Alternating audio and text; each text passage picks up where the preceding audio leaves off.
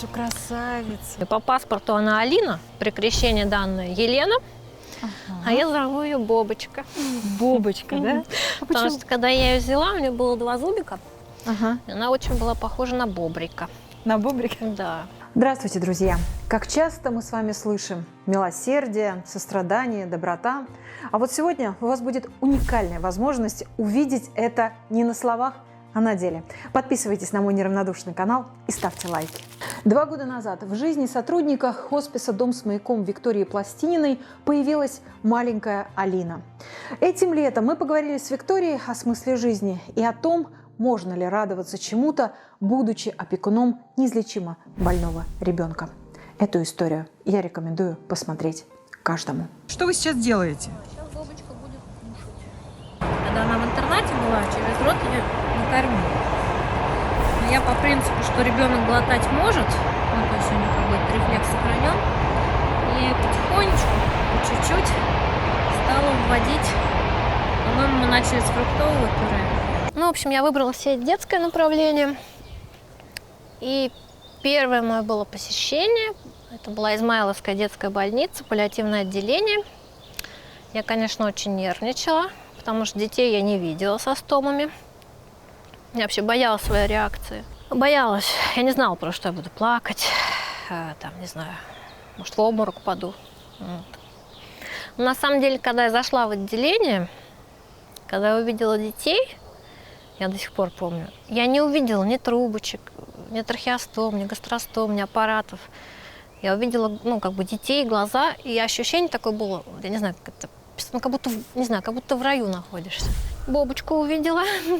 Я позвонила девочке, которая как раз это направление по работе с интернатами курировала. И вот ей озвучила, что я хочу взять. Мне Господь этого ребеночка послал. Даже не ребеночка, а ангел.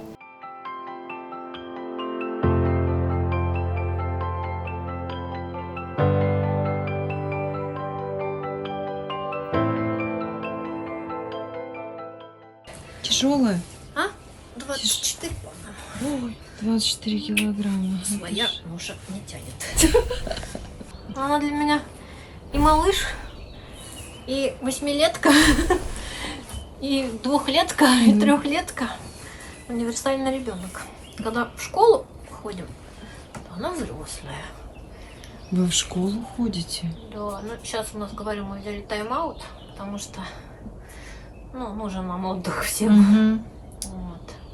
А тогда мы вот зимой, осенью, весной пошли в школу. Школа государственная, но у нас в хосписе 2 раза в неделю посещали. Вот, 1 сентября, как положено, я купила форму, цветочки. Вот это да. Принарядила, бантики сделала. А что она делает, когда бодрствует? Когда она бодрствует, она лежит, улыбается. Ногами, руками шевелить может. Может что-то там причмокивать. Она любит перевариваться. Зарядку? Зарядку Да, делает? да, Она мы зарядку улыбается. каждый день делаем. Ага. Причем вот тем интенсивнее, активнее, Ничего тем ей себе. больше нравится. Я маму первое время спрашивала, а как ты понимаешь, что ей нравится? Я говорю, она улыбается. Ну как можно не понять, что ей нравится? Улыбается ребенок. Если ей нравится. Виктория, она такая ласковая, мне кажется, она просто вот... Она же не улыбалась вообще. Да? Угу. Я в интернете когда показывала, они говорят, ой, она улыбается. Улыбается. И глаза Смотри, как открывает. она сейчас, да? И глаза открывает, Реагирует так. Да моя ты хорош. Вот улыбака, а? Вот улыбака. Не знаю, я когда вижу ее улыбку, понимаю, что вот, ну, вот это мой ребенок, это ну, как мой ребенок. Да, Бобечка? А зачем людям дети? Ну вот я также могу спросить. У меня такой ребенок. У кого-то же может быть обыкновенный ребенок, но не особенный. Да. А потом, не дай Господи, что-нибудь случится, Да, и он может получается стать такой особенным. ребенок.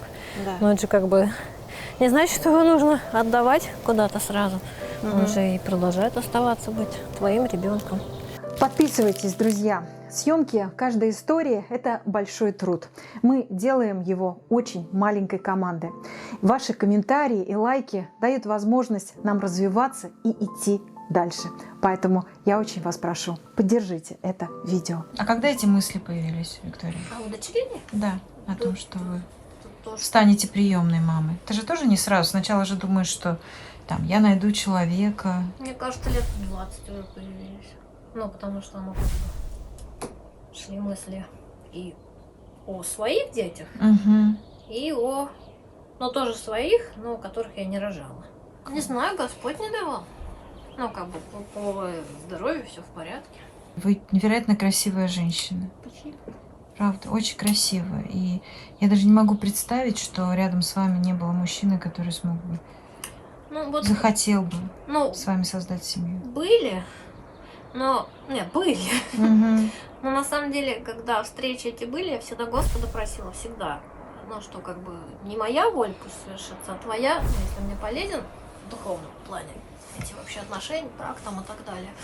Ну, то пусть все случится, а если нет, то, пожалуйста, Господи, на меня не смотри, вот сделай как надо. Угу. Виктория, а как мама отнеслась к вашему решению? Ну, меня как никто не удивился. Да? Потому что, да, я, ну, в принципе, давно хотела взять ребенка. Вот. Но немножко удивились, что как бы такого ребенка. Вот. Но на самом деле никто не удивился. Все сказали, что, в общем-то, неудивительно. Ко мне приехала сестра, и звонит отец, ему стало плохо, у него диабет был. Получилось так, что я с ним рядом, вот 5 минут езды. Вот в этот период, когда у меня стало 2 паллиативных человека, ребенок и отец. Вот, и вот мы туда-сюда, туда-сюда. Вот он, кстати, наверное, единственный из всех родственников, к бабочке прям каждый день спрашивал про нее. Очень проникся. И увидел перед смертью, слава тебе, Господи. Виктория, а что известно о родителях Бобочки? Ой, Что? интересно. Да. У Бобочки есть 3 сестры, на самом деле. Да. Ничего себе. Вот. Ну, в выписке написано, что мама хотела от нее ударами кулака. Ударом. Господи. В общем, живот себя пыталась бить, чтобы, наверное, выкидыш. То есть это был 3-й ребенок, да? Да. То есть она младшая. Ну, там сейчас, по-моему, после нее еще девочка. Я просто по поводу алиментов общалась. Вот. И я... Вы с ней встречались? Не-не-не, мы WhatsApp. Угу. Через интернет. По телефону, в общем, короче, я с ней. Ну, мне нужно было по поводу алиментов обсудить. Угу. Вот. И я, значит, пообщались мы на эту тему, обещали нам что-то 1500 рублей отправлять. Вот. И я ждала, думала, ну сейчас спросит, наверное, ну как, чего там. Потому что я представила, что я опекун в Бобичке, там тра-та-та. Вот. Ну, как бы не спросила, я так расстроилась. А потом подумала, ну, может быть, ну вот неудобно человек. Но бывает же такое, что вот она очень хочет, а ей неудобно. Угу. Вот. Я думаю, надо как-то вот, ну вот, в общем, в следующем диалоге как-то вот аккуратно спросить. Ну, я решила прям напрямую, спросила про алимент, а второй вопрос был, что, ну, если вы хотите, я могу скинуть фотки, фотографии. Угу. Вот. У меня такой сухой ответ только про алименты, и все, и ничего больше. То есть она не хотела узнать Да, и конечно, увидеть их, да? Да. И я, конечно, тут прям рыдала. Ну, не знаю, я вот это мне сложно принять. А у нее там и отец, и мать? Или только мама? Нет, у нее в документах Родители? 2 родителя, да. А, 2 Папа родителя. у нас таджик. Ага. Да, восточная девчонка. А мама... Мама русская. Вот они были в браке официальном.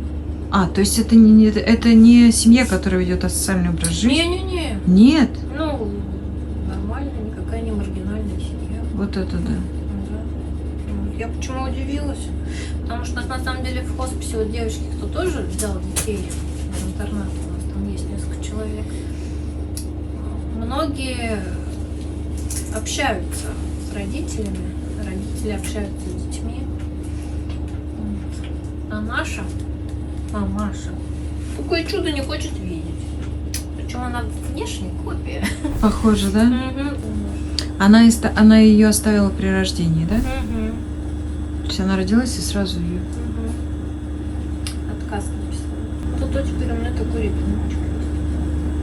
И за 8 лет жизни она ни разу... Нет, там что-то они говорят. В детском доме мне рассказывали, она что-то поначалу приезжала, вот, а потом перестала. То есть сначала приезжала, потом все.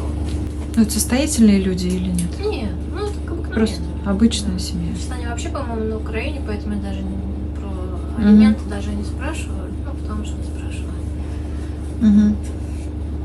Поэтому скажи, нам не алименты нужны были. Ну я думала просто, что она захочет. Ну да, Что-то, посмотреть. Что-то. Ой, увидеть, посмотреть. Слушай, такой хороший ребеночек. Такой хороший, такой сладкий. Да. Взяли не просто ребенка под опеку, но ребенка, вот действительно, который там, может, через какое-то время может умереть. И вы это знаете. Да. И буду плакать ужасно. И вообще не знаю, что со мной будет. Но мы, к сожалению, не знаем, когда мы умрем сами. Мы вообще ничего не знаем. Потому что, ну, как бы, мы же все умрем. Но в любом случае мы все умрем. Да. И смерть, она же, естественно, так же, как и рождение. Ну, естественно, я буду плакать, и я вообще не знаю, как это будет. Естественно, я Господу прошу, чтобы как можно дольше. Вот. Ну, и чтобы научил меня принять это. А как вы пришли к Богу? Ой, это тоже отдельная вообще история. У меня семья атеистическая. Ну, так совершенно все создано на этой планете. Ну, что как бы это... Ну, явно это не рукотворное творение. В общем, это я размышляла. У меня был блокнотик, куда я писала свои мечты, чтобы меня покрестили. Чего себе, мне мурашки Да. по коже. Ну и, в общем, 18 лет я совершеннолетней стала. Идея-то у меня, естественно, не оставила. Вот. Я в Новодевичий монастырь поехала. Значит, записалась на крещение, приобрела себе закон Божий Серафима Слободского. Молитвословчик такой красненький, до сих пор им пользуюсь. Ну, потому что, по моему мнению, я как бы не просто крестик повесила, а приняла веру православную. Я должна... Ну, мне и хотелось, мне ужасно хотелось знать. Мне снилось...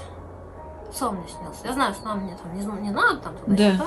Да. Сейчас просто объясню. Да. Я все понимаю. Но просто дело в том, что, значит, снится сон. Мне приснилось, что я иду в каком-то монастыре, кофта у меня, и в карман набита сухариками, ну, как вроде от батюшки Серафима. И я хожу, ищу какую-то монахиню, вот, что значит, что-то она царского рода, там что-то такое. Досифея зовут. Потом стала смотреть, и как раз нашла информацию про старицу Досифею, которая вот сейчас в канонизацию опять подали документы. И вот у меня уже все, кто меня знает, ну, кто близок к православию, я всем рассказывала этот сон, соответственно, я про нее вообще не знала. Вот я узнала про нее из сна. Я туда съездила, Да. все описала, вот. Там портретик ее стоит. Ну, вот сейчас они подали документы на канонизацию. Матушки Досифеи. А каким вы видите свое будущее и будущее своей дочери? Ну вот ближайшее будущее у нас сейчас лето по расписанию. Мы будем ездить, гулять. В Сергиев Посад мы в том году ездили. Ну, здесь, в принципе, недалеко. У нас там рядом Переделкино. Вот туда. О, кстати, мы там... Я батюшку Илью по Да. Оптиной периодически встречали. А тут мы совершенно случайно с ней приехали. У меня как бы цели не было. Именно к батюшке Илью попасть. Вот, мы просто приехали, потому что рядом. Вот, смотрю, что-то народ толпится. Вот. Меня так стали терзать смутные сомнения. Не к батюшке Илью. Нас наоборот так вперед подпихнули. В общем, батюшка нас и благословил, поговорила, сфоткались. Мы потом еще кусочек постояли на вечерней службе. И домой поехали. Что вы сейчас, как вы отвечаете на этот вопрос? Какой смысл моей жизни? Попасть в Царствие Небесное. Вот такое. Вот эти дети, они приближают Я, этот момент. когда была далека от этого, я думала, ну вот все будешь работать, и ты прям будешь каждый день понимать, какую ты делаешь, какая миссия на тебя возложена, какую ты там великую работу делаешь. Такого нет вообще. Нет. Даже мысли такой не промелькивает, потому что что-то делаешь, постоянно делаешь. Ну, даже просто. Ну, мне не тяжело. Вот когда тоже меня люди спрашивали, говорю, ну как бы, ну мне, ну кто-то же должен этим заниматься. Ну, в смысле, кто-то не может, а кто-то может.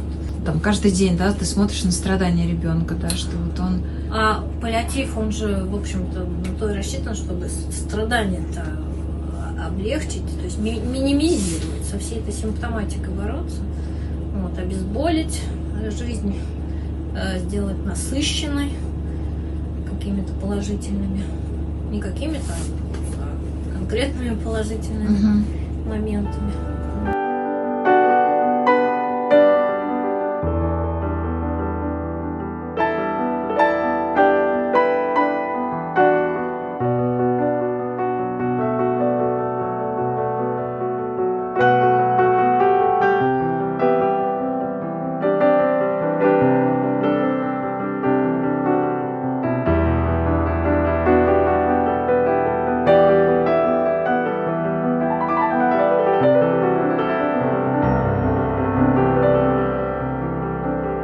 В конце этой истории я хотела бы сказать, если вы решили стать приемными родителями, то вы должны реально оценить свои силы, поговорить с психологами, пообщаться с другими приемными родителями. Это все нужно сделать для того, чтобы в будущем избежать возвратов детей в детские дома. Кстати, именно на эту тему в ближайшее время я буду снимать документальный фильм, который так и будет называться «Возвраты».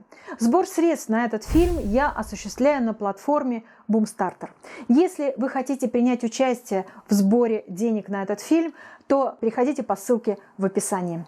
Спасибо, дорогие, что досмотрели это видео до конца. Подписывайтесь на мой канал и оставайтесь такими же неравнодушными.